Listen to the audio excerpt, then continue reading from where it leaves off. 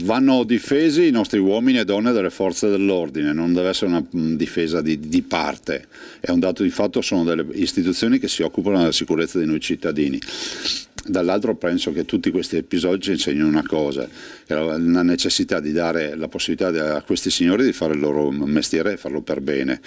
Modificare ovviamente le norme, e siamo ancora in un paese nel quale ammanettare un delinquente è quasi un sopruso.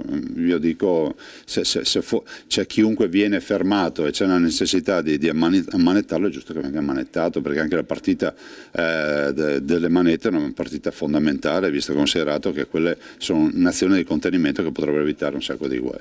Il governatore Zaia commenta così l'ennesima aggressione a danno delle forze dell'ordine. 4 agenti di polizia infatti sono stati aggrediti a Venezia dalla stessa persona a poche ore di distanza. Si tratta di un senzatetto rumeno 35enne con problemi psichici più volte segnalato e denunciato.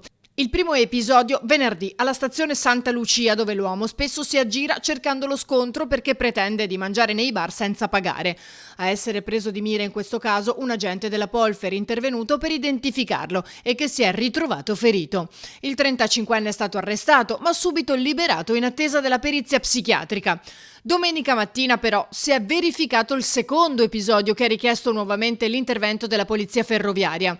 L'aggressore ha colpito 3 agenti provocando a uno la frattura del polso con una prognosi di 30 giorni, agli altri 2 lesioni meno gravi con 15 e 5 giorni di prognosi. L'uomo è stato nuovamente arrestato per resistenza a pubblico ufficiale e lesioni, ma questa volta il PM ha deciso di mandarlo in carcere in attesa della convalida. Gli episodi sono stati commentati dai sindacati di polizia, SIULP e SAP, che hanno evidenziato il problema della sicurezza per il personale delle forze dell'ordine, posizione condivisa anche dal governatore veneto, che si mette a disposizione del collega friulano dopo il barbaro omicidio di 2 agenti a Trieste.